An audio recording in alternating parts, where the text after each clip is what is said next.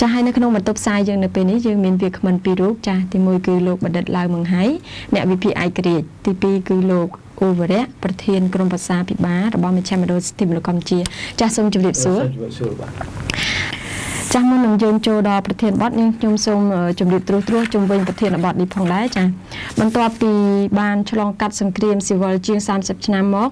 เรียกรัฐาพิบาลบานเจนพันกาบ้านลวกขนมกากำนายตำรงโยธีโดยบานใจในขนมสิบเพลซอกาปีจิตชนามปีปอนมีจุดรวมไตรหนไซน์บานเมียนประสาในขนมสิบเพลซอกาปีจิตหากำนายตำรงกองยุทธปลไขมระปุมันไตรไตจมรุนดันบ่ยมีเพียประสาขนมกาเรียบจอมกองตัวขนมตุ่มหมซ้ำสอบมวยประบิวัตซ้ำสอบนังเมียนและตะเพียบกรบกรอนขนมกาบำเพ็ญตุนตีกาเปียดาวเมียนกาโจร่วมจำนายขนมกาอภิวัตนังกาเกาสังจิตนังกาประดาวจำนวยดาวประเจียปรอดได้โรงครัวดาวสากรัวมหาตรายเซม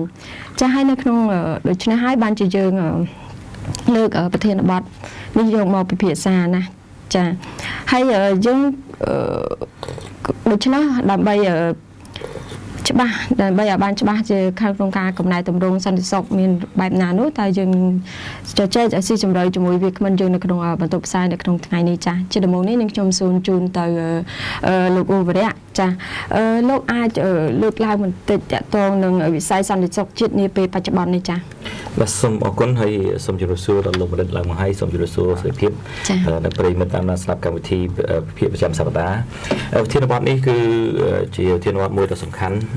จิตมวยคือตระการสันติสุขสำหรับปีในจมบ้องคือสันติสุขสำหรับจีบรถและสันติสุขสำหรับจิตโดยสารจังให้บันในครองประเทศชิชรันคือมีใบใจปีละไหลปัจจัยคือการรวมคนี้คือกระทรวงมหาดไทยคือบันในประเทศขนมประเทศทั่วการตัวเขาตรัสสันสกครองสรงประเทศครองประเทศให้หนึ่งกระทรวงการพิจิตรคือบันในการปีใครประเทศบันในจะมีพิบแค่สตรัสหรือมวยก็การได้ไปชมหรือมวยก็การกำเรียมโดยใจมองปีใครประเทศที่มาปรากฏเป็นชรารูปเพียบเหมือนกันในครองประเทศมวยจำนวนจุนกันในครองการเงียตั้งปีนี้เป็นการสเปซเปิลไลซ์สมบัติสารอมเล็กไปดาวม้อการเงีย FBI คือจะการเงียการปีตีขนมคือจะผลิตจีดและสารอมเล็กคือยังใจก็ขบเรียนประเทศกัมพูชาได้แบบใบใจได้แต่สารอมเล็กคือเป็นใบใจผลิตแต่ตามไอเกรจะเรียนในครูนเป็นประเทศผลิตจีดบันในดอกไซปัญหาทมนะเด็กฉลองรอดโดยสารอมเล็กคือจุดเตะทมคือเชียร์ปปอนแค่ฟโรปปอนกรุบโครงเชียร์ใบสหะหรือมวยกับใบโดยเชียร์สกุมรบนี่คือสารอดนั่งบันในสหะบันในแต่โปเป็นเราสมาชิกได้เชียร์รอดจังรอดหาสมนั่งมีนแหละคณะไอกริคละให้โดยสารจังให้บันรอดในมวยเป็นผลิตแก่ผลิตรอดได้ทั่วการแต่แปะตรงเรื่องไฮเวย์แต่ตรงเรื่องปัญหานั้นได้ฉลองครองให้ผลิตครองคือทั่วการแต่ในครองนั่นเองจังเงินมือมาแจกมันครองเป็นผลิตครองจังฉลองครองปัญหาฉลองครองโดยจะในไฮเวย์โดยจะในเพลย์ชีตหรือเพลย์รอดแค่เพลย์รอดนั่นคือเพลย์ชีตนั่นคือผลิตรอดหายตัวฉลองรอดนั้นบันนี้จะบอดครั้งหน้าได้มีแหละขนาดจุดขนาดชีตจะฟาโรจะการฟาโรครายซึ่งเป็นฉบับมวยแต่ตรงเรื่องครั้งขนาดชีตขนาดชีตนั่นคือผลิต FBI นั่นคือ Federal Bureau of Investigation การยัยไล่เสริมเกตขนาดชีตจัง FBI นั่นคือทั่วการพิจารณาแต่เลือกสันติสุขระบบพิจิตรปลอดเกย์อันเป็นแต่ตรงเรื่องสันติสุขระบบชีตเกย์เดย์กระทรวงการบอดเตะเกย์ก็ให้แต่นี่นะสมตัวการดิเฟนซ์นะการพิจิตรนั่นคือจีนเนี่ยตัวเขาตรึขนมการพิจิตรไอ้ขนมนั่นคือในสารมนั่นคือเกมีนเกย์ใบใจจี department គេក្នុងថ្នាក់ជាតិហ្នឹងគេហៅថាជា department ទេនៅយើងនេះមិនដឹងហៅថាម៉េច defense department ឬ state department ហ្នឹងគឺមានបែងចែកផ្សេងហើយក្នុងករណីការពីជាតិនេះក្នុងមានរឿងខ្លះដែលវាជាន់គ្នាដូចជារឿងភេរវកម្មឧទាហរណ៍ភេរវកម្មសារមនេះគឺមានបែងចែកមិនច្បាស់លាស់ទេដោយសាររឿងហ្នឹងគឺរឿងទាក់ទងរឿងផលប្រយោជន៍នៃប្រជាប្រដ្ឋសន្តិសុខនៃប្រជាប្រដ្ឋផ្ទៃក្នុងប្រទេសផង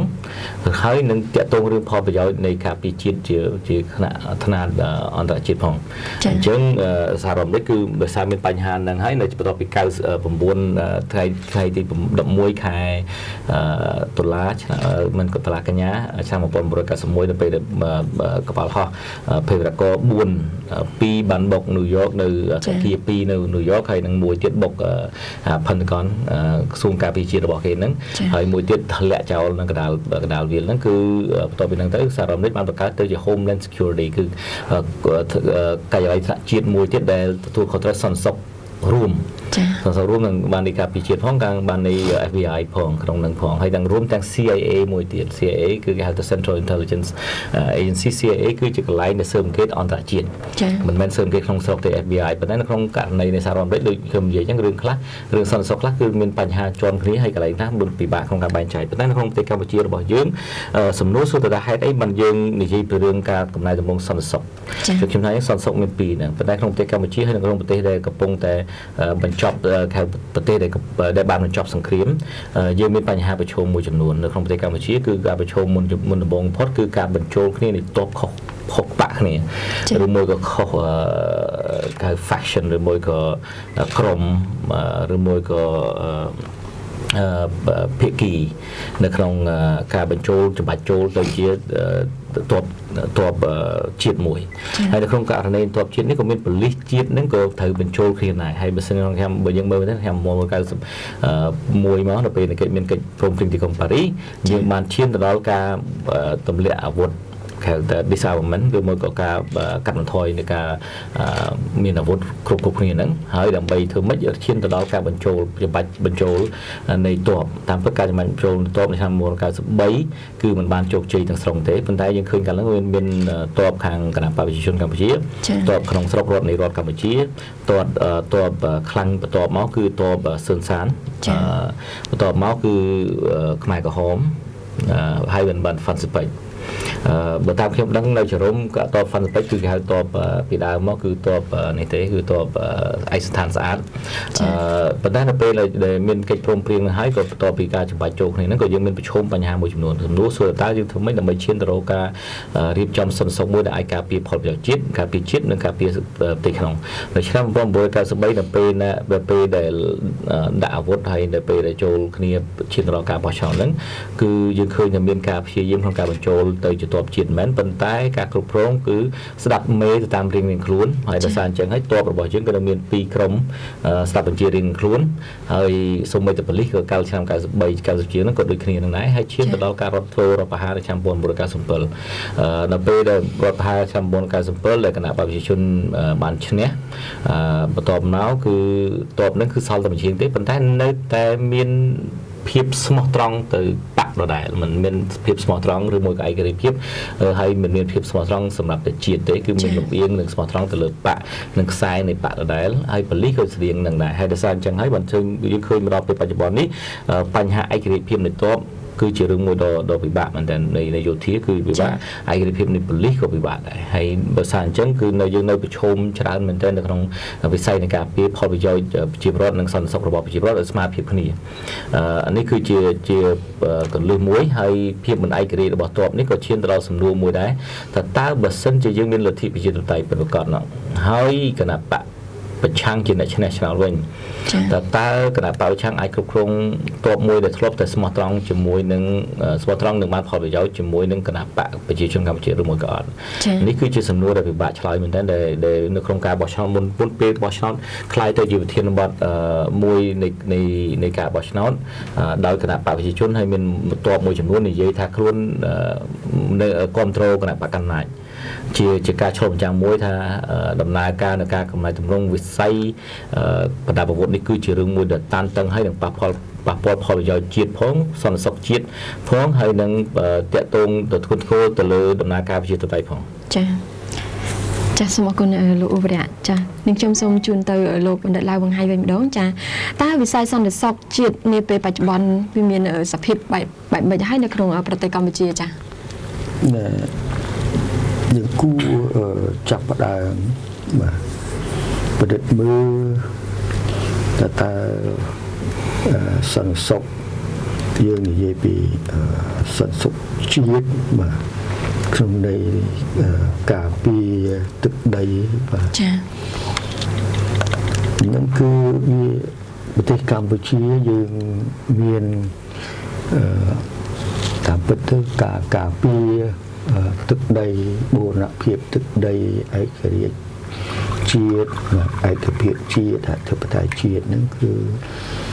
យើងមានការធានាបាទពីប្រទេសជិតខាងក៏ដូចជាប្រទេសមហាអំណាចហើយគឺការពារដោយប្រព័ន្ធច្បាប់អន្តរជាតិថែមទៅទៀតបាទ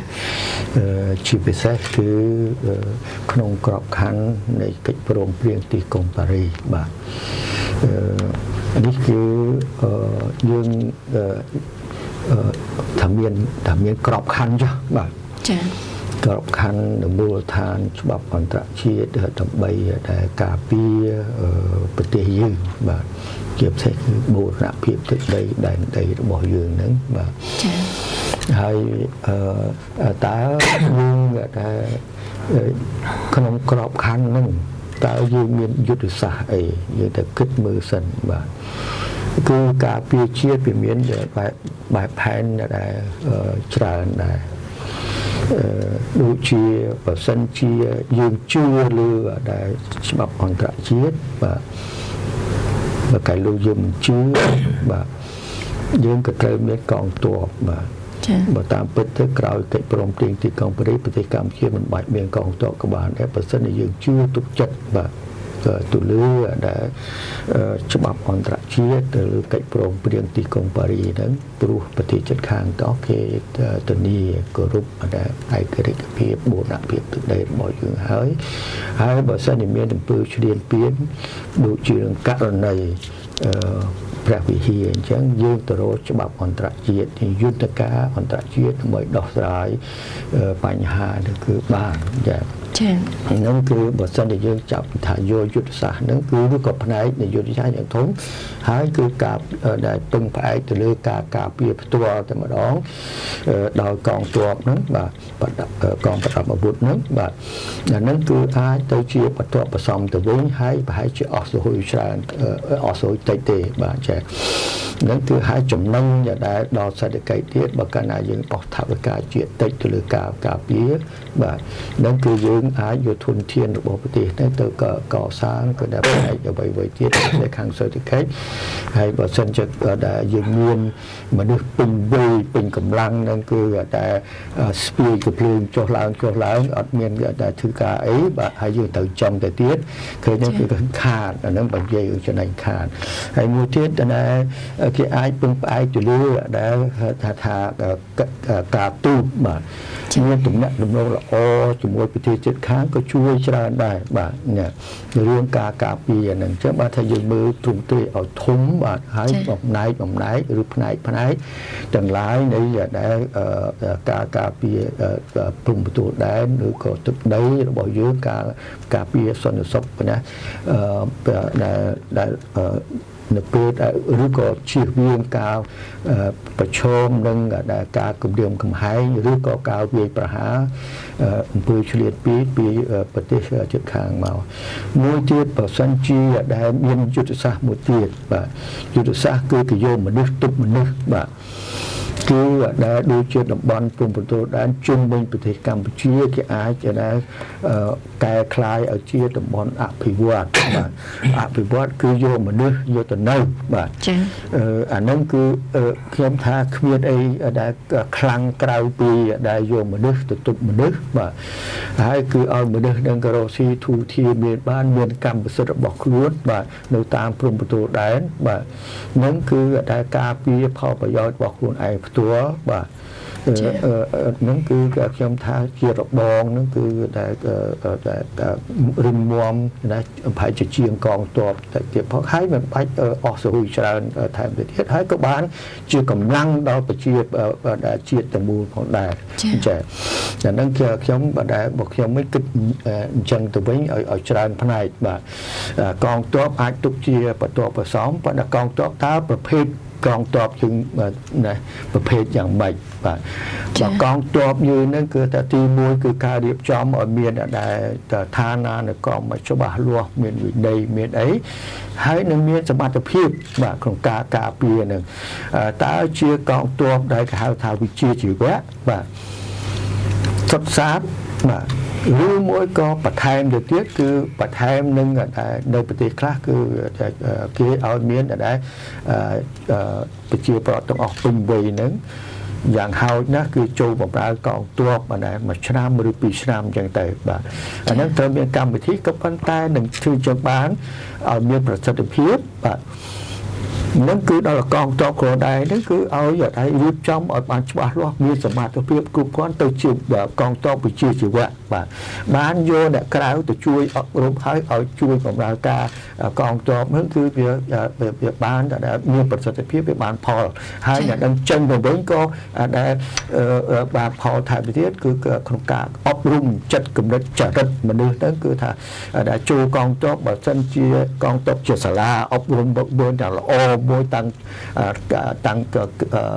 បណ្ដុះដាលកម្លាំងកាយជាពិសេសកម្លាំងចិត្តនឹងបាទចា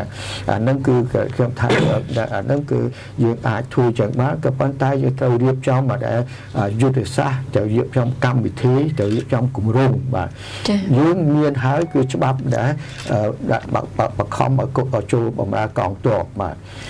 យើងអត់បានអនុវត្តឬក៏អនុវត្តដែរក៏ប៉ុន្តែរបៀបដូចយើងរបៀបដែលមិនមានតែជាប្រព័ន្ធច្បាស់លាស់ជាគោលនយោបាយជាយុទ្ធសាស្ត្រណាបាទខ្ញុំឃើញដែលឧទាហរណ៍ជាក់ស្ដែងក្នុងវិស័យនឹងយុវជនកូរ៉េខ្ញុំឃើញផ្ទាល់ធ្វើការជាមួយផ្ទាល់ណាគឺថានោះគឺសិទ្ធិបានបម្រើកងទ័ពមួយឆ្នាំបាទអញ្ចឹងក៏ប៉ុន្តែរបៀបអប់រំក្នុងកងទ័ពនោះធ្វើឲ្យមនុស្សមានចរិតណារឹងមាំហើយគឺខាងកម្លាំងកាយខាងអីស្វាហាប់បាទធ្វើការអីរឹងមុតមាំបាទច្បាស់លាស់តែម្ដងអាហ្នឹងគឺថាទី1គាត់នឹងជាគេហៅថាកងទ័ពបំរុងបាទណាមានអក្សរអង្ក្រគាត់ចេះហើយវិជាដែលដូចថាប្រើប្រាស់កំភ្លើងយុទ្ធសាស្ត្រអីខ្លះហ្នឹងបាទវិន័យកងទ័ពក៏ដឹងអស់បាទហើយក៏អាចគេចំណាំហើយស្រេចហើយដល់ណាអាចទៅជាមេបានមេក្រុមមេដែលអង្គភាពនោះណាបាទជាដែលមានចរិតតែមានលក្ខណៈសម្បត្តិសម្រាប់ធ្វើជាមេទ័ពណាតាមលំដាប់ថ្នាក់ចឹងទៅអាហ្នឹងគេនៅប្រទេសគេគាត់ថានេះគេរៀបចំចឹងហើយគេកងទ័ពបំរុងគេទៅរៀបចំចឹងតែមានអសនអង្គរថាគេដឹងហើយស្រេចណាទៅធ្វើអីណាទៅធ្វើអីខ្លះចូលជាដែលអង្គភាពហើយគឺទៅហាត់មើលម្ដងទៀតទៅភ្លាមនោះគឺអាចទៅច្បាំងបានអាហ្នឹងគឺថាតាមខ្ញុំដឹងនៅប្រទេសស្វីសក៏គេធ្វើចឹងនៅដូចនៅកូរ៉េខ្ញុំដឹងសិង្ហបុរីអាហ្នឹងគឺអ៊ីស្រាអែលហ្នឹងគឺថាអាហ្នឹងគឺត្រៀមចឹងហើយហ្នឹងគឺអស់ស្រួយតិចព្រោះថាកណ្ដាចូលទៅគឺបម្រើកងទ័ពរៀបហាត់មើលជាយោធាបាទច្បាស់លាស់បាទហើយយកមានដែលដឹងដែលឋានៈរបស់ខ្លួនទៅទៀតទៅជួកងទ័ពនោះបើសិនជាដែលត្រូវការវាទៅជាកងទ័ពបំរុងបាទនឹងអាចជួយដែលកងទ័ពសកម្មណាវិជាជីវៈនឹងគឺបានច្រើនបាទមិនត្រឹមប៉ុណ្ណេះទេគឺថាអាចប្រើប្រាស់ទៅដែលគេថាចលនាអ្នកតើមានអសនអង្គរដូចជាគ្រោះធម្មជាតិគួរអីហ្នឹងអ្នកដឹងគេអាចចលនាដែលទៅចូលរួមចំណែកហើយជួយចាត់ចែងគ្រប់គ្រងដែលដូចជាគ្រោះមហន្តរាយអីគឺបានចាអានេះគឺសងការរៀបចំទេប៉ុន្តែខ្ញុំឃើញថាយើងទៅយកដែលគឺឆ្លៀតយកអាពឿនបើសិនជារៀបចំបានចូលតែធ្វើទៅជាការចាំបាច់ណាទីមួយគឺឲ្យយុទ្ធធម៌ទាំងអស់គ្នាណាត្រូវចូលគឺត្រូវចូលអត់មានអីថាគូអ្នកធំអ្នកតូចឬក៏សូវប៉ាន់អីឲ្យនៅក្រៅដែល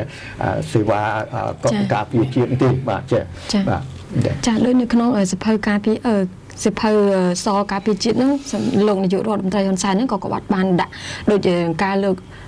ឡើងតាក់ទងជាមួយនឹងប្រទេសជិតខាងប្រទេសកូរ៉េប្រទេសក្រៅប្រទេសយើងនេះចាប៉ុន្តែដូចជាមិនតាន់មានការអនុវត្តចាលោកវិរៈចា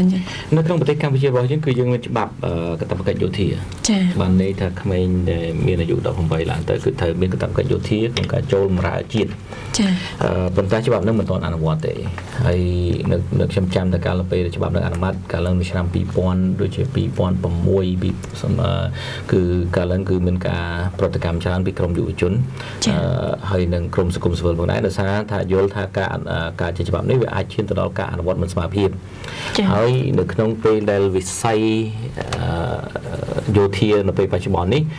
មិនទាន់បានហ្វឹកហាត់យោធារបស់ខ្លួនឲ្យមានវិន័យឲ្យបានត្រឹមត្រូវផ្ដល់ការហ្វឹកហាត់ព្រោះនៅពេលណាដែលយើងនាំគេចូលទៅយោធាជាតិរដ្ឋរបស់យើងនេះមានកាតព្វកិច្ចធ្វើម៉េចឲ្យគ្នានឹងមានឱកាសក្នុងការហ្វឹកហាត់តែសម្រាប់ដល់ពេលគ្នាចូលទៅយោធាជាកាតព្វកិច្ចមួយណាបំពេញជាកាតព្វកិច្ចមួយចូលទៅយោធាជាយោធាបំរុងពេលចូលជាយោធាបំរុងឯអ្នកដែលធ្វើជាអាជីពហ្មងគឺគាត់ចូលហើយគាត់នៅជាអាជីពតំណងប៉ុន្តែអ្នកដែលត្រូវមានកាតព្វកិច្ចតាមរយៈហ្នឹងគឺជាយោធាបំរុងដោយលោកនិតបានលើកឡើងអញ្ចឹងប៉ុន្តែជាយោធាបំរុងហ្នឹងរដ្ឋមានត្រូវមានកាតព្វកិច្ចត្រូវទី1ហ្វឹកហាត់គ្នាត្រឹមត្រូវតែយោធាបំរុងឲ្យចូលទៅអត់បានហ្វឹកហាត់ហើយបញ្ជូនគ្នាទៅព្រះវិហារឬមួយក៏ទៅព្រំដែនអញ្ចឹងគ្នាអាចប្រឈមការបំរុងហាន់បំរុងតាំងពីផ្លូវចិត្តតាំងពីផ្លូវការប្រើប្រាស់អាវុធដូចជាកាភ្លើងដូចជាបេដូចជាស្អីហ្នឹងអាវុធផ្សេងហ្នឹងហើយនឹងតាមការហ្វឹកហាត់កាយសម្បទានហើយនឹងវិន័យយោធាដែលសំខាន់បំផុតគឺវិន័យអញ្ចឹងបើសិនជាយើងនាំក្មេងអាយុ8 10ហ្នឹងគឺចូលទៅកន្លែងយោធាបំរុងមួយដល់កន្លែងមួយដែលមិនបានហ្វឹកហាត់ពួកគាត់ទេអាហ្នឹងគឺយើងអាចឲ្យក្មេងទៅជាកន្លែងខូចបើសិនជាកន្លែងហ្នឹងគឺជាពោពេញដោយយោធាដែលផឹកស្រាក្មេងដែលចូលទៅគឺបរៀនគ្នាផឹកស្រាតែម្ដងចេញមកគឺជាអ្នកផឹកស្រាខ្លាំងឬមួយក៏អ្នកបន្តផឹកស្រាទៅវប្បធម៌បន្តផឹកស្រានៅក្នុងសង្គមហើយអាចចេះប្រើកាភ្លើងទៀតវាអាចទៅជារឿងមួយដែលគ្រោះថ្នាក់ដល់សង្គមបើសិនជាពួកគាត់ហ្នឹងចូលទៅមិនបានហ្វឹកហាត់នៅវិន័យជាមួយនឹងហើយនឹងច្បាប់ហើយបង្រៀនច្បាប់នឹងក្រមសីលធម៌នានាអញ្ចឹងបើសិនយើងមើលពីសិង្ហបុរីដូចអីនេះគឺសំខាន់មែនតើដែលយោធាកាតព្វកិច្ចយោធារបស់គេគឺទៅចូលប៉ុន្តែគេគិតថាចេះគេគិតថាអ្នកដែលបានចូលយោធាហើយចេញមកគឺជាពលរដ្ឋមួយដ៏ល្អចា៎ជាអ្នកដែលស្វាហាប់ហើយជាអ្នកមានគេហៅថាផ្លូវចិត្តឬមួយផ្លូវការវិន័យគឺមើងម៉ាត់ជាបុគ្គលិកទៅជាបុគ្គលមើងម៉ាត់ហើយការបុគ្គលមើងម៉ាត់នេះខ្លាយទៅជាពលរដ្ឋមួយល្អដែលអាចនាំជួយដល់វិស័យសេដ្ឋកិច្ចនិងវិស័យផ្សេងផងដែរសន្តិសុខក្នុងស្រុកផងដែរនៅក្នុងយន្តការនៃការពារជាតិនេះខ្ញុំចង់ឲ្យគណៈបកកណ្ដាលអំណាចគាត់មានគោលនយោបាយតែមិនអនុវត្តខ្ញុំចង់ឲ្យគណៈបកប្រឆាំងរៀបចំគោលនយោបាយរបស់ខ្លួនតើបើសិនជាខ្លួនជាប់ឆ្នោតតើខ្លួននឹងដោះស្រាយយ៉ាងម៉េចទាក់ទងនឹងគោលនយោបាយការពារជាតិគោលនយោបាយការពារជាតិលោកបណ្ឌិតបានលើកឡើងហើយមិនមែនតាក់ទងតែរឿងយោធាមួយទេវាមានគោលនយោបាយជាច្រើននៅក្នុងសហរដ្ឋអាមេរិកគោលនយោបាយការពារជាតិរបស់គេគឺមាន3គេហៅ 3Ds គេ D3 ហ្នឹងគឺទី1គឺការពារជាតិគោលនយោបាយអន្តរជាតិគេណាការពារជាតិ defense ការពារទី2គឺ diplomacy ការទូតទី3គឺ development គឺការជួយជំនួយនេះគឺជាផ្នែកមួយនៃការពារផលប្រយោជន៍នៃសហរដ្ឋអាមេរិកដែរដោយសារតាក់ទាញទី1ដូរពិភពលោកឲ្យកុំឲ្យទៅកុម្មុយនីសកុំឲ្យទៅផ្ដាច់ការឬមួយក៏ទៅជារដ្ឋបរាជ័យដូចជាអាហ្វហ្គានីស្ថានជារដ្ឋមួយបរាជ័យដែលคล้ายទៅជាផ្ទះសម្រាប់អល់ខេដាផ្ទះសម្រាប់ភេរវករអញ្ចឹងក្រុមភេរវកម្មទាំងអស់ទៅរដ្ឋណាដែលបរាជ័យហើយរដ្ឋណាដែលអត់មានការគ្រប់គ្រងត្រឹមត្រូវហើយរដ្ឋអត់គ្រប់គ្រងត្រឹមត្រូវភេរវករគេទៅនឹងគេនាំគ្នាគេ recruit រើសមនុស្សរបស់គេនិងហ្វឹកហាត់មនុស្សរបស់គេនៅរដ្ឋបរាជ័យអញ្ចឹងការព្រួយបារម្ភរបស់ប្រទេសដែលធំមហាអំណាចដោយសហរដ្ឋអាមេរិកគឺភេរវកម្មគឺមិនមែនការធ្វើសង្គ្រាមទេអាហ្នឹងគឺជាគ្រោះថ្នាក់ដ៏សំខាន់សម្រាប់សហរដ្ឋអាមេរិកអញ្ចឹងដើម្បីការពារជាតិសហរដ្ឋអាមេរិកគឺការអភិវឌ្ឍជំនួយអភិវឌ្ឍនៅក្នុងប្រទេសមួយចំនួនគឺក៏ជារឿងមួយសំខាន់ទី2តាក់ទាញទឹកចិត្តដែរបើសិនជាគេជួយប្រទេសកម្ពុជាតែកម្ពុជាប្រហែលជាឈរជាមួយសហរដ្ឋអាមេរិកនៅពេលណាដែលមានចំនួនក្នុងរូបភាពជាអន្តរជាតិតាំងពីអង្គការសហជីវជាតិក្នុងប្រទេសក្នុងអង្គការសហជីវជាតិឬមួយក៏ចំនួននានាហ្នឹងគឺជាទ្រឹស្ដីនៃសហរដ្ឋអាមេរិកសំណួរសួរចុះទ្រឹស្ដីខ្មែរទ្រឹស្ដីកម្ពុជាដែលប្រទេសមួយតូចមិនដូចសហរដ្ឋអាមេរិកទេអញ្ចឹងយើងអភិវឌ្ឍDចុងក្រោយហ្នឹងគឺ D អភិវឌ្ឍ development ហ្នឹងគឺអត់មានទេស្រុកខ្មែរមិនអាចគិតដល់ទេប៉ុន្តែ diplomacy ហើយនឹង defense ការទូតនឹងការពារតើយើងនឹងរៀបចំយ៉ាងម៉េចខ្ញុំមើលទៅនៅក្នុងប្រទេសកម្ពុជាការទូតគឺសំខាន់ សំខាន់ជាងគេទាំងអស់ការទូតគឺសំខាន់ជាងគេបានន័យថាម៉េចប្រទេសកម្ពុជាត្រូវតែខ្លាយជាប្រទេសមួយដែលទូខុសត្រូវជាសមាជិកនៃអង្គការសហប្រជាជាតិមួយដែលគេគោរពដែលទូខុសត្រូវដែលមានទំនាក់ទំនងល្អជាមួយនឹងប្រទេសជាច្រើនប្រទេសកម្ពុជាក្នុងការទូតដើម្បីការពារផលប្រយោជន៍ខ្លួននឹងដើម្បីការពារជុតខ្លួនត្រូវតែមានទំនាក់ទំនងល្អជាមួយនឹងប្រទេសច្រើនកុំឲ្យប្រកបមុខជាមួយនឹងប្រទេសមួយឬមួយក៏ពីរឬមួយក៏អីចឹងទៅអាចមានទំនាក់ទំនងច្រើនព្រោះយើងអត់មានមូលហេតុអីក្នុងចំនួនជាមួយនឹងចិនមានមូលហេតុជាមួយនឹងសហរដ្ឋអាមេរិកហើយបើសារអត់មានមូលហេតុចំនួនជាមួយនឹងវៀតណាមហើយនឹងសហរដ្ឋអាមេរិកចិនយើងមិនគួរជ្រើសរើសមួយទេត្រូវរៀបចំការទូតជាមួយនឹងប្រទេសទាំងអស់ហ្នឹងរួមទាំងយន្តការតំបន់ហើយនិងយន្តការអន្តរជាតិយន្តការតំបន់គឺអាស៊ានយន្តការអន្តរជាតិគឺយូអង្គការសហប្រជាជាតិនិងយន្តការអន្តរជាតិមួយផ្សេងទៀតអញ្ចឹងហ្នឹងគឺការទូតដ៏សំខាន់ប៉ុន្តែការពារជាតិនេះ defense ការពារនេះក៏ជាកលឹះមួយដ៏សំខាន់ដែរខ្ញុំយល់ថាប្រទេសកម្ពុជាអត់ត្រូវការទ័ពខ្លាំងទេអត់ត្រូវការទ័ពច្រើនចំនួនច្រើនទេប៉ុន្តែប្រទេសកម្ពុជាគួរតែរៀបចំទ័ពស្រួចតូចមូលហេតុនេះខ្ញុំនិយាយចឹងប្រទេសកម្ពុជាមិនអាចការពារខ្លួនឯងនៅក្នុងសង្គ្រាមពេញហៅ full scale war សង្គ្រាមពេញខ្នាតទេបាននេះសង្គ្រាមចេញមុខវាយគ្នាយកទៅវិញមកកំតិចគ្នាទៅវិញមកហ្មងណាអញ្ចឹងសំណួរសួរតើការចំនួនជាមួយប្រទេសថៃនៅរឿងព្រះវិហារហ្នឹងគឺជាសង្គ្រាម full scale សង្គ្រាមពេញខ្នាតតែម្ដងឬមួយក៏សង្គ្រាមគេជា skirmish គាត់ទៅប៉ះទង្គិចគ្នាប្រទេសកម្ពុជាត្រូវតែមានលទ្ធភាពក្នុងការការពារនៅពេលដែលប៉ះទង្គិចបែបហ្នឹងដូចជាព្រះវិហារអញ្ចឹងប៉ុន្តែបើសិនជាយើងចង់រៀបខ្លួនឲ្យមានលទ្ធភាពក្នុងការការពារជាតិយើងក្នុងសង្គ្រាមពេញខ្នាតគឺយើងមិនទាន់មានលទ្ធភាពនៅឡើយទេប្រហែលជាអាចក្នុងរយៈពេល5ឆ្នាំទៅ20ឆ្នាំទៀតទៅយើងប្រហែលជាអាចរៀបចំនឹងអាចការពារនៅជាមួយនឹងទប់ទល់ជាមួយនឹងប្រទេសតូចៗមួយចំនួនផ្សេងប៉ុន្តែមិនអាចប្រទេសមហាអំណាចដូចគ្នាបើអំណាចគេយ៉ងយកយើងក៏នៅតែគេអាចធ្វើបានអញ្ចឹងមិនពឹងផ្អែកទៅលើ diplomacy រឿងការទូតប៉ុន្តែសំណួរសួរតើធ្វើម៉េចដើម្បីការពារខ្នាតតូចមួយយុទ្ធសាស្ត្រនៃតៃវ៉ាន់នឹងគេធ្វើម៉េចតៃវ៉ាន់មិនអាចការពារខ្លួនជាមួយនឹងប្រទេសចិនបានទេប៉ុន្តែក៏អាចការពារខ្លួនជាមួយប្រទេសតូចដទៃទាំងអស់ចា៎ប៉ុន្តែបើសិនជាចិនចង់យកតៃវ៉ាន់តៃវ៉ាន់ធានាការពារខ្លួនបានដោយទី1គឺការទូតតៃវ៉ាន់មានទំនាក់ទំនងល្អជាមួយសហរដ្ឋអាមេរិកហើយពឹងផ្អែកជាមួយយន្តការក្នុងការការពាររបស់អាមេរិកក៏បានផលពីតៃវ៉ាន់និងតំបន់ឆ្នេរសមុទ្រចិនខាងត្បូងចា៎ផ្លូវទឹកហ្នឹងផ្លូវសមុទ្រហ្នឹងអញ្ចឹងតៃវ៉ាន់គឺតែទំនាក់ទំនងល្អជាមួយសហរដ្ឋអាមេរិកនិងពិភពលោកប៉ុន្តែសំខាន់ទី2នឹងមិនហីតៃវ៉ាន់ក្នុងការអាហ្នឹងគឺការទូតគឺតៃវ៉ាន់មានហើយប៉ុន្តែការពារជាតិរបស់ខ្លួនក៏មានដែរទប់ទល់ជាមួយចិនគឺតៃវ៉ាន់ទិញអាវុធណាដើម្បីបំផ្លាញទៅទីក្រុងចិននេះមិនអាចឈ្នះចិនបានមិនអាចទប់ចិនមិនឲ្យឈ្លានពានបានទៀតបើចិនចង់ឈ្លានពានតៃវ៉ាន់ក៏ទៅបានឈ្លានពានបានដែរប៉ុន្តែតៃវ៉ាន់សន្យាចិនតែចេះទេថាបើឯងចង់ឈ្លានពានខ្ញុំនឹងកំទេចទីក្រុងរបស់ឯងមួយឬមួយពីរទីក្រុងមកផ្លាញសេដ្ឋកិច្ចឯងអញ្ចឹងបង្ហាញថាបើសិនជាឯងចង់យកខ្ញុំផលប៉ះពាល់និងផលចំណេញនឹងប្រៀបធៀបទៅអាចប៉ះពាល់ដល់ប្រទេសចិនច្រើនជាងចំណេញចា៎អញ្ចឹងវាអាចស្លាប់ផងវាអាចប៉ះពាល់ដល់សេដ្ឋកិច្ចផងជាការផ្ដាល់ផ្ញើសារគម្រាមមួយទៅប្រទេសចិនថាបើសិនជាឯងឈ្លានពានតៃវ៉ាន់មិនអាចការពារបានមែនប៉ុន្តែកំតិចឯងបានធ្ងន់ធ្ងរគ្រាន់បើដែលឯងមិនចង់ឈ្លានពានខ្ញុំទេធ្វើម៉េចកុំឲ្យចិនចង់ឈ្លានពានអញ្ចឹងហើយនឹងជាយុទ្ធសាស្ត្រការពារតៃវ៉ាន់សំណួរសុទ្ធតែប្រទេសកម្ពុជារៀបចំយ៉ាងម៉េចដើម្បីការពារខ្លួនក្នុងការអភិវឌ្ឍតំបន់ព្រំដែនហ្នឹងបើសិនយើងមើលនិយាយពីជាមួយរវាងអ្នកជិតខាងបាននេះមានតែប្រទេស3ទេដែលយើងត្រូវការពារជាមួយអ្នកជិតខាងគឺវៀតណាមលាវនិងប្រទេសថៃគ្រោះថ្នាក់របស់កម្ពុជាគឺធំបំផុតគឺមកពីវៀតណាមទី2មកពីប្រទេសថៃហើយលាវគឺជាទី3អញ្ចឹងបើសិនយើងមើលមែនទែនគឺត្រូវមានអត្ថភាពបើសិនយើងចង់អភិវឌ្ឍព្រំដែនក៏ត្រូវមានអត្ថភាពរៀបចំតំបន់ដែលអាចជាប្រឈមប៉ុន្តែបើសិនជាការប្រឈមរបស់យើងចេញមកពីសមុទ្រឬមួយក៏មកពីប្រទេសក្រៅប្រទេសដទៃទៀតវាអាចតាក់ទងរឿងប្រទេសចិនឬប្រទេសដទៃទៀតគឺតាក់ទងរឿងអាកាសតាក់ទងរឿងឆ្នេរសមុទ្រអញ្ចឹងប្រទេសកម្ពុជាប្រហែលជាមិនមានលទ្ធភាពក្នុងការការពារប្រយុទ្ធការតទល់អាកាសទេខ្ញុំចង់ឲ្យយើងវិភាគកន្លែងហ្នឹងដែលជារឿងមួយដែលសំខាន់មែនតើបើសិនជាប្រទេសកម្ពុជាសុខចិត្តយកទ័ពស្រួយយកខ្នាតតូចប៉ុន្តែឲ្យខ្លឹមខ្ញុំមើលទៅយើងអាចការពារផលប្រយោជន៍ជាតិយើងបានជាងតាក់ទងរឿងសន្តិសុខសម្រាប់ប្រជាពលរដ្ឋក្នុងស្រុកយើងត្រូវកំណែតម្រង់មួយចំនួនដែរនៅពេលបច្ចុប្បន្ននេះគឺតាហ៊ានក៏មានកាន់កាភ្លើងនៅក្នុងស្រុកនៅក្នុងក្រុងមានវិហារពាក់ស្អីស្ថានកាន់កាភ្លើងទៀតខ្ញុំមើលទៅខុសទាំងស្រុងទី2តួនាទីប៉ូលីសហើយនិង PM គឺជាន់គ្នា ហើយខ្ញុំអត់ដឹងថាហេតុអីPM នៅតែបន្តអនុវត្តច្បាប់ជាមួយនឹងប្រជាពលរដ្ឋ civil ទេប្រជាពលរដ្ឋ civil បាននេះប្រជាពលរដ្ឋធម្មតាតាក់ទងរឿងបទល្មើសធម្មតាជាមួយនឹងប្រជាពលរដ្ឋសន្តិសុខនៅក្នុងសង្គមទេតាមពិតជាតួនាទីរបស់មហាផ្ទៃរបស់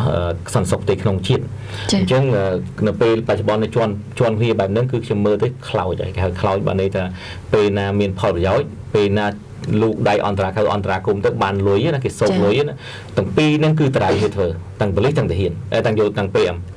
ប៉ុន្តែពេលណាអត់មានផលប្រយោជន៍ពីហ្នឹងគឺលេងដៃរៀងខ្លួនទុកឲ្យធ្វើស្រេចចិត្តឧទាហរណ៍មានការក្មេងចាប់រំលោភសួរណាគេសើមគេមានណាគេដែលប្លន់ទៀតទៅអត់មានទេអត់មានផលប្រយោជន៍ប៉ូលីសអត់ស្ើប្រឹងប្រែងសើមគេដល់ប្រឹងប្រែងធ្វើការទេហើយតាមខ្ញុំដឹងប៉ូលីសអត់ទាំងមានលុយឆាយសម្រាប់ដើម្បីសើមគេទៀតអញ្ចឹងនេះគឺជាកលឹះមួយដល់គ្រោះថ្នាក់ហើយកលឹះចុងបញ្ចប់ខ្ញុំមុនផ្ដល់ឱកាសផ្ដល់វេទិកាវិញគឺតាក់ទងរឿងក្រុមសន្តិសុខឥឡូវនេះសូម្បីសាលាក្រុងក៏ប្រើពួកក្រុមសន្តិសុខពាក់មួកណាពាក់មួកនោះគឺនៅក្នុងសាលាក្រុងក្រុមសន្តិសុខនេះក៏នៅព្រឹកមិញក៏ប្រើដែរព្រឹកមិញនេះនៅដើម្បីកាត់ក្តីពលទៅនឹងកម្មករនិងបាតកោ22រូបទៀតហ្នឹងនៅក្នុងតុលាការភ្នំពេញគឺប្រើប៉ូលីសសន្តិសុខនឹងដែរសំណួរសុទ្ធតែប៉ូលីសសន្តិសុខនឹងចាប់អូសអ្នកបាតកោហ្នឹងមានច្បាប់ឯណាដែលអនុញ្ញាតឲ្យប៉ូលីសសន្តិសុខអនុវត្តជាប៉ូលីសយុទ្ធធម៌តួនាទីខ្លះគឺជាតួនាទីប៉ូលីសយុទ្ធធម៌សន្តិសុខឯកជនគឺមានច្បាប់មានសិទ្ធិប៉ុន្តែគេមានកម្រិតមិនអាចអនុវត្តជាប៉ូលីសយុទ្ធធម៌បានប៉ុន្តែនៅក្នុងប្រទេសកម្ពុជានៅក្នុងសាលាក្រុងជាពិសេសក្រុងភ្នំពេញគឺសន្តិសុខហ្នឹងគឺបានប្រើប្រាស់ក្នុងវិហោសព្រំដែនដែលធ្វើឲ្យបណ្ដាលឲ្យមានអស្ថិរភាពនិងអសន្តិសុខដល់ប្រជាពលរដ្ឋទៅវិញបាទចាកន្លែងហ្នឹងដែរនាងខ្ញុំចង់សុំសួរលោកវិរៈទេតើកងកម្លាំងក្រុមណាខ្លះដែលគេចាត់ទុកថាជាកម្លាំងសន្តិសុខជាតិសន្តិសុខចានៅក្នុងប្រទេសកម្ពុជាជាប៉ូលីសហ្នឹងគឺគេហៅប៉ូលីសយុទ្ធធម៌ហើយបាននេះស្បត់រួចទៅហើយស្បត់ជាមួយនឹងប្រធានសាលាតូប៉ុន្តែបើសិនជាយើងមើលមែនតើសន្តិសុខមិនមែនជាប៉ូលីសទេសន្តិសុខគឺប្រជាពលរដ្ឋដូចខ្ញុំដែរបើមានសិទ្ធិស្មើខ្ញុំដែរមានសិទ្ធិស្មើប្រជាពលរដ្ឋដទៃទៀតបើសំណួរសួរតើហេតុអីមានក្រុមហ៊ុនសន្តិសុខយ៉ាងក្រុមហ៊ុនសន្តិសុខអាចធ្វើបានតែពិតក្រុមហ៊ុនសន្តិសុខគឺមានព្រំដែនស្មើប្រជាពលរដ្ឋមិនលើសពីប្រជាពលរដ្ឋគួរតែមានក្រុមហ៊ុនសន្តិសុខគឺល្អសម្រាប់ផលប្រយោជន៍សង្គមប៉ុន្តែគាត់មានអំណាចទៅត្រឹមស្មើនឹងប្រជាពលរដ្ឋទេអត់តាមបាននេះតែគាត់អត់មានអំណាចទៅចាប់គេនៅពេលដែលមានបទល្មើសទេចា៎ប៉ុន្តែគាត់មានអំណាចការពារផលប្រយោជន៍ទ្រព្យសម្បត្តិឯកជនចា៎អញ្ចឹងបើគាត់ការពារផ្ទះខ្ញុំអានឹងគឺសិទ្ធិក្នុងការការពារផ្ទះរបស់ខ្ញុំខ្ញុំជាអ្នកមានសិទ្ធិការពារផ្ទះរបស់ខ្ញុំទ្រព្យសម្បត្តិរបស់ខ្ញុំអញ្ចឹងអ្នកចោលណាចូលគឺមានសិទ្ធិរារាំងហើយមានសិទ្ធិចាប់បដិសន្នដើម្បីប្រល់ហៅប៉ូលីសមកឲ្យជួយចា៎អញ្ចឹងណាប៉ូលីសហៅប៉ូលីសយុទ្ធធម៌មកជួយ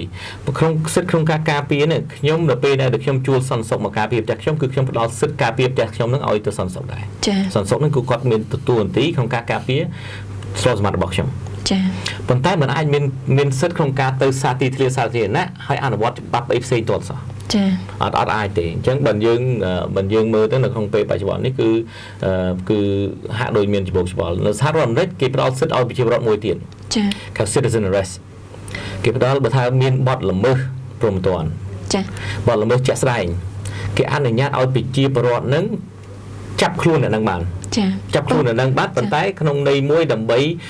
ចាំឲ្យប៉ូលីសមកកត់ត្រាមករកភស្តុតាងបន្ថែមប៉ុន្តែប្រជាពលរដ្ឋមានអំណាចក្នុងការចាប់ខ្លួនអ្នកនឹងបាននៅពេលណាដែលមានបទល្មើសជាក់ស្ដែងនៅក្នុងច្បាប់ព្រហ្មទណ្ឌមាត្រា87ហ្នឹងក៏យើងមានចែងដែរប្រជាពលរដ្ឋអាចចាប់ខ្លួនអ្នកដែលគឺបង្ករបួសស្នាមភ្លាមបានចា៎នៅក្នុងរឿងសន្តិសុខនេះគឺយើងអត់ឃើញជាពិសេសសន្តិសុខនៅក្នុងប៉ូលីសដែលនៅពេលសាលាក្រុងប្រើណាសំណួរសួរតែគាត់មានសិទ្ធិប្រើខ្ញុំថាគាត់គួរតែមានសិទ្ធិប្រើហ្នឹងគឺតាមពិតនៅក្នុងវិស័យសាធារណៈហ្នឹងក៏គាត់អាចកុងត្រាជាមួយវិស័យឯកជនដើម្បីជួយគាត់ដែរនៅពេលជាពិសេសនៅពេលដែលធ្វើអញ្ចឹងទៅវាអាចអស់ចំណាយលុយតិចជាងព្រោះរដ្ឋាភិបាលគាត់មានខេត្តរដ្ឋាភិបាលច្រើនសាររដ្ឋអាមេរិកគឺគេប្រើវិស័យឯកជនច្រើនដើម្បីជួយការងាររដ្ឋជាអ្នកជួលដំណងវិស័យឯកជនដើម្បីបម្រើការងាររដ្ឋប៉ុន្តែគ្រាន់ថាក្នុងកម្រិតមួយដែលមិនអាចផ្ដល់ឬមួយក៏ផ្ដល់អំណាចឲ្យក្រុមសន្តិសុខហ្នឹងទៅធ្វើ